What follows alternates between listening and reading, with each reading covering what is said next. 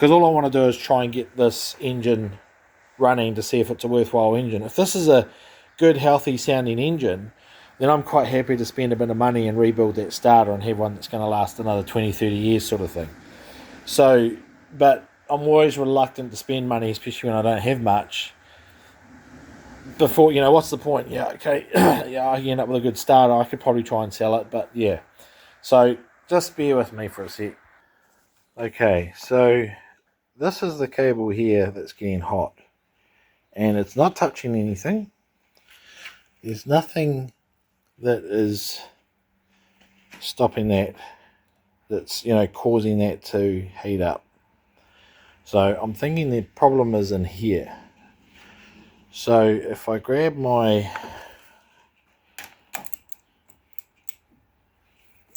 quarter-inch here, and I'll get this cable off. Now, what I was saying before about all these starter motors, like I've seen plenty of starter motors, and I've swapped plenty out. Like, it's generally, like back in the day, by the time you add up all the costs of the internal parts to rebuild a starter motor, it's just cheaper to buy a second-hand one.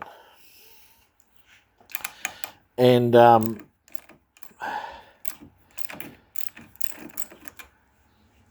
but these days, because they're hard to find, and they're probably 10, 15, 20 more years worth of being flogged out, that is really badly corroded, this actual connection strap. And I actually am wondering if that is the issue, because if I put my probe here on the inside here where the nut will clamp down on it, because I cleaned this up, I cleaned it up with a wire brush, and then put the other probe inside here onto the cable that's coming through this part of the body here, it jumps around like it doesn't know what resistance to tell me. But if I put it directly onto the cable here and bypass the clamp, the bracket that's around it, and put it there, it immediately just jumps to 0 ohms, like no resistance at all, which I guess is good. I don't know. I mean, it's such a short piece of cable, so I wouldn't have thought there'd be much resistance there. So I'm just thinking, if I remove this bracket and see if I can't find something around here to hook up. Okay, I've just spun it up. Now, it's spinning up nicely, and this strap, I can't feel it getting warm. I just spun it up. I did a quick bing, and then I did a for about 5 seconds. I couldn't feel it getting hot.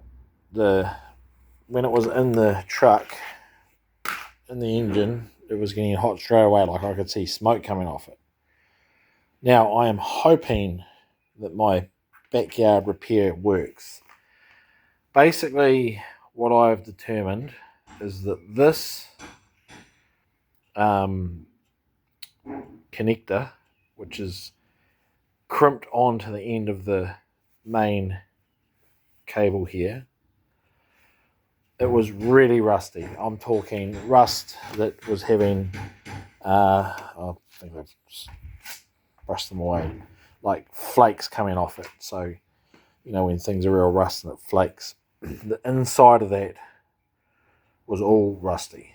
So I rolled it back out. I undid it all. I pulled it all apart, took this off, cleaned it up with the wire brush, so it's all nice, shiny metal. There's no rust on there anymore. Because I first tested it and I was getting, my meter readings were all over the show, testing it, probing it here, and then just on the inside beyond that grommet where it connects to the internals of the starter body. But if I tested the cable itself and bypassed the clamp, the connector, which is used to connect to this terminal, it zero resistance, which is what you want, because it's such a short cable. Even though it's quite thick gauge, it's short. So everything here feels really good, as in no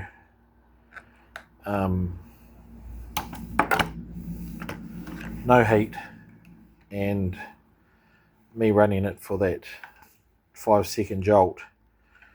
If it was going to get hot, it would have anyway. Doesn't necessarily need to have the load of turning the engine. So I think it was just really badly earthed on the inside here, and that was just drawing a whole lot of heat. So, and it seems to be spinning even faster now than what it was. So I'm hoping that is problem solved, and I'm going to be able to put this back in the engine now. You gorgeous papa dog. Wee Snow's just come out to visit me. She's been sleeping inside on the bed. What's that, papa? Good girl. So, what I thought actually is I've just cracked that banjo. I'm not going to do the syringe thing just yet. I will if I think I need to. We'll just give this another go before I go to that bit more effort. But I thought I would just double check that, because I knew that leant over on such an angle. I just wanted to make sure that, I just wanted to make sure that the other terminal that's got the main body feed on it wasn't touching the block, which it's not. So that's good. And I just checked. This is the original clamp, and I just checked the resistance on it, and it's good. There's no resistance on it. So what I'm going to do is actually pull this off here. So this solenoid, which is part of the ignition system from factory, isn't in the way, and I'll clamp this onto here, and then the battery will sit nicely in the box, and I won't have to do because this one is fine. This one, I'm not losing any voltage through here, and I wasn't losing any voltage through the new cable, so this isn't showing high resistance, so hopefully that clamp will work. I did think I had another one lying around, but I actually think it's hooked up to that strap there. I mean, I could borrow that, but is that a universal? I think that's actually a negative, because that is my earth strap. Yeah, that's a negative, so I won't worry about that. So I'll reuse this one. So let me just get that sorted. I just gave it a bit of a brush up. Alright, let's try this again. So I've reused the old cable. I've just checked it. I cleaned up the surface area on both sides of the cable, plus I put the star washer back in, which digs into the cable, and but I cleaned it up also. Cleaned up the battery bracket inside with just some sandpaper. That one was looking fine. I may clean it, but I've got 12.69 volts everywhere. So I'm going to crank it now, and I'm going to have to get my torch, it's on charge, and just see if I can get any fuel coming out of that banjo down there. And then hopefully that'll help push a little bit of air out. And then we'll see if I bet you the torch will fall. If I just put it there, it shouldn't fall too far. And then I'll see if I can get air, if I can get diesel coming out there, then I can tighten that up, and then hopefully diesel will start coming out the injectors.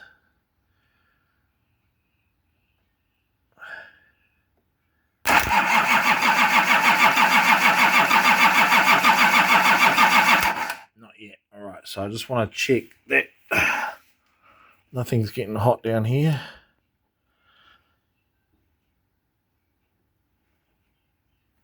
Where's that cable? That cable was not getting hot. Oh, it's a little bit warm.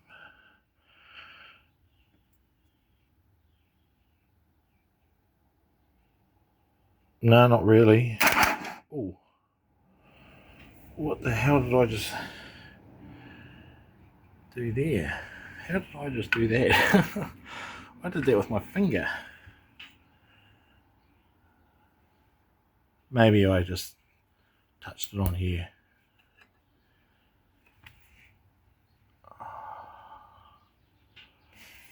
I mean, there's no smoke coming up. Let's try that again. My torch dying. So it's that one there it's not touching. And that feels fine.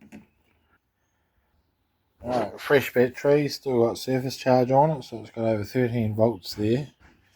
I just put a little spade terminal on the end of my doohickey starter thing. And I just noticed that the diesel is going down now and going to the return hose because it started dribbling diesel all down there. So, let's just see what happens. If I can just see some diesel squirting out these injectors, then they can tighten up, and then it will be a matter of getting my jumper cables out to bridge the glow plugs, which are on the side here of the head. Alright, let's see how we go.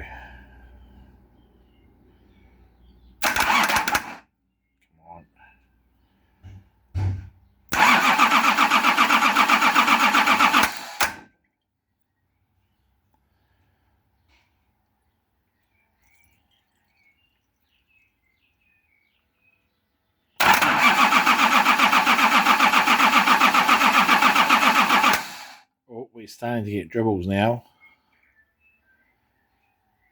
which is good. How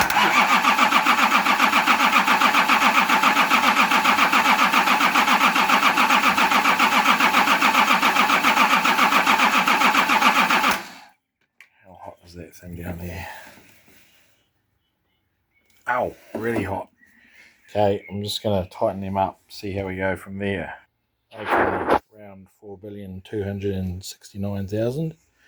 I just realised that this pump has a fuel cut-off solenoid that when you turn the ignition on, it opens to allow fuel to flow. I've also been playing around with this solenoid, so I've got that hooked up now to this spare battery, which I need to earth out.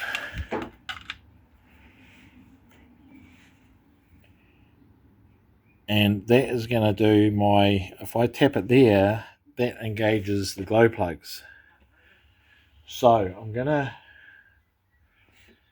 go and crank this and see if I can get fuel coming to those injectors now.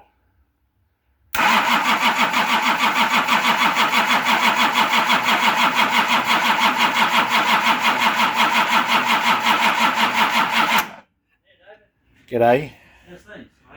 Right, I had to put that on pause. A neighbour just popped in.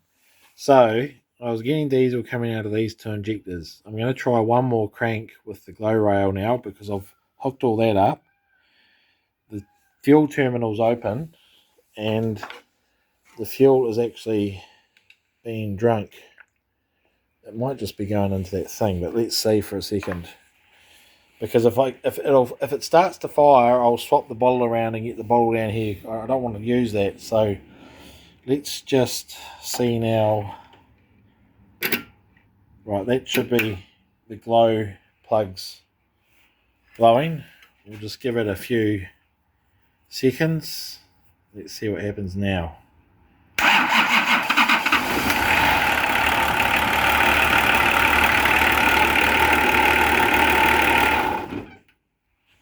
Fucking mint. Right, I did not expect that to start as easy as it did. I didn't actually expect it to start. I expected it to start spluttering. So the problem was all along that I hadn't, hang on a second. The problem was all along that I hadn't thought about, I hadn't even considered the fuel solenoid. So when you turn the ignition on, the solenoid plunger is drawn in, just like a starter solenoid plunger is drawn in. And that allows fuel to flow. And that's why I wasn't getting diesel coming out when I was cracking those injectors. It was just kind of bubbling because fuel wasn't actually coming through. And then while I was fiddling around, I worked out what's going on with this, which is your glow relay and ignition as well in here. So what I'm hoping is that it'll start by itself without glowing. I'll just try that now, and if it doesn't start, it'll need another glow. But the fact that fired up the way it did, I scared Snow. Well, I didn't scare Snow. The truck scared Snow. She ran off. I'm just going to see where she is. She was hovering around. She might have gone back inside. Snowy! Oh, there you are. Hello. For Africa. Are you digging in your little sandpit? Look at how grubby you are. Oh, look at how grubby you are. Yes, you're grubby. Oh, you are just grubby. You're a grubby you. Where you digging? Where you off to, hey? Good girl. You stay there. I'm just going to start this truck, okay? I don't want to startle you. Okay, now I know where she is.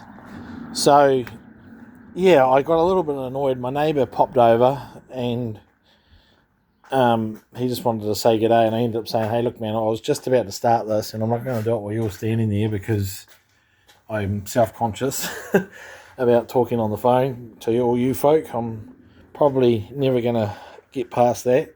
Here she is. I'm going to start this truck, wee girl. So I don't want you to get scared. I'm going to start it. All right? Truck's going to start. Good girl. It's all right. Right, so it needs a glow. That's good. That's fine. Give it a glow.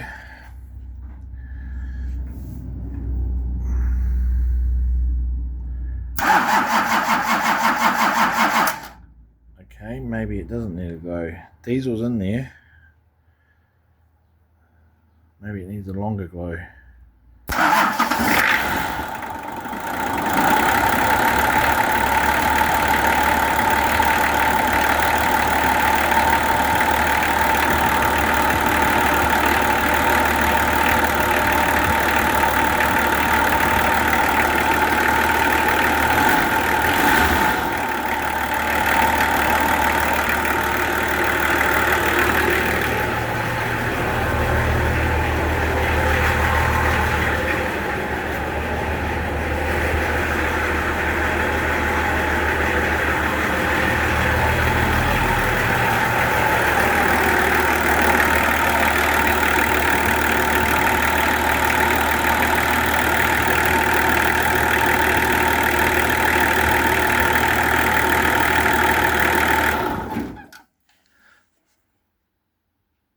Well, I'm stoked.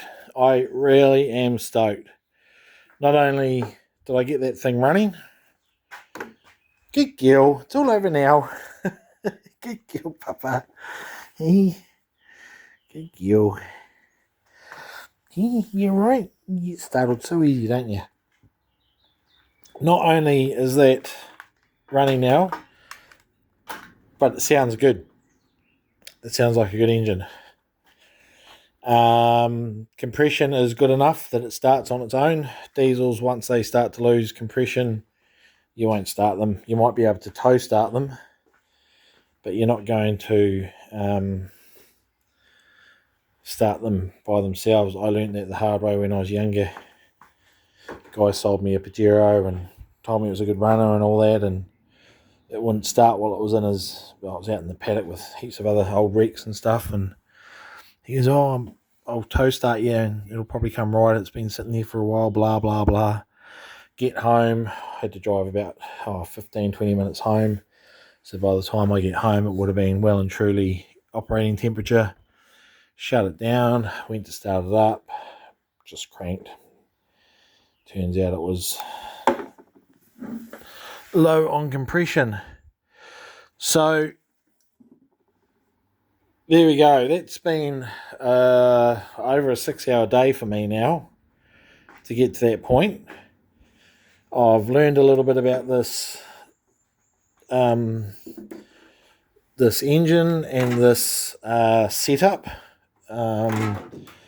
Things like the glow relay here. I was putting power directly to it and that wasn't doing it. In the past I've done that. I've just straight 12 volts to the glow rail and it's been enough. Alright, I'm going to call it a day there. Thanks for watching and see you on the next vid.